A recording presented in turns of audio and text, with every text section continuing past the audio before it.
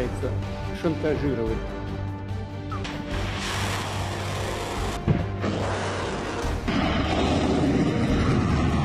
रूस के राष्ट्रपति पुतिन ने जब उत्तर कोरिया की यात्रा की तो उसके कई मायने निकाले गए थे, क्योंकि उस समय में जिस तरह से अमेरिका और नाटो देश पुतिन को अलग थलग करके उन्हें जंग में झुकाने की फिराक में थे, ऐसे में पुतिन की इस कुशल रणनीति ने जंग का रुख मोड़ने का काम किया था। दुश्मन का दुश्मन दोस्त वाली नीति को अपनाते हुए पुतिन ने करीब 24 साल बाद उत्तर कोरिया की जमीन पर कदम रखा था और उन्होंने हर पाबंदियों को दरकिनार कर उत्तर कोरिया से डील साइन की, जिससे ये बात तो साफ हो गई थी कि आने वाले समय में ये जंग थमने की बजाय और ज्यादा विस्फोटक होने वाली है। इस बात का अंदेशा इस बात से लगाया जा सकता है कि जब यूक्रेन पश्चिमी देशों द्वारा दिए गए लंबी दूरी की मिसाइलों का प्रयोग कर रहा है, तब रूस भी उसे माकूल जवाब दे रहा है और अब इसी से जुड़ी एक रिपोर्ट का खुलासा शोधकर्ताओं ने किया है, जिसमें सैटेलाइट इमेज के आधार पर यह बताया गया कि उत्तर कोरिया एक प्रमुख हथियार बनाने के परिसर को बढ़ा रहा है, जो यूक्रेन में रूस द्वारा इस्तेमाल की जाने वाली एक प्रकार की कम दूरी की मिसाइल को असेंबल करता है। इस फैसिलिटी को फरवरी 11 प्लांट के नाम से जाना जा रहा है। मॉन्टेनरी में मिडलबरी इंस्टीट्यूट ऑफ इंटरनेशनल स्टडीज में स्थित जेम्स मार्टिन सेंटर फॉर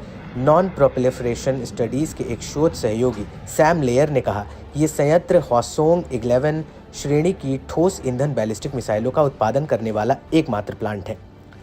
इसके साथ ही ये भी पाया गया कि उत्तर कोरिया के इस इलाके में पहले से ही अंडरग्राउंड तैयारियां चल रही थी। ये सोचने वाली बात है कि क्या किम और पुतिन की जोड़ी अब तीसरे विश्व युद्ध का आगाज होगी। दुनिया भर में वाकई में टेंशन हाई है। वहीं यूक्रेन की भी चिंता जरूर बढ़ गई होगी, क्योंकि एक यूक्रेनी अधिकारी ने बताया है कि जिस मिसाइल को नॉर्थ कोरिया बना रहा है उसे पश्चिम में KN-23 के तौर पर जाना जाता है और इसी का इस्तेमाल रूसी सेना ने यूक्रेन पर हमले में किया है। लेकिन मॉस्को और प्योंगयांग दोनों ने इस बात से इनकार किया है कि उत्तर कोरिया ने यूक्रेन के खिलाफ इस्तेमाल करने के लिए रूस को हथियार दिए हैं और अभी तक तो ना ही रूस और ना ही नॉर्थ कोरिया की तरफ से ऐसा कोई बयान साझा किया गया है। लेकिन जब पुतिन और किम की मुलाकात हुई थी तो दोनों ने ही एक दूसरे के साथ खड़े रहने की बात जरूर कही थी और इसी कड़ी में उत्तर कोरिया ने रूस की मदद के लिए कुर्स्क में अपने 10,000 सैनिकों को भी भेजा था, जो कि यूक्रेनी सेना के साथ जंग में लोहा ले रहे थे।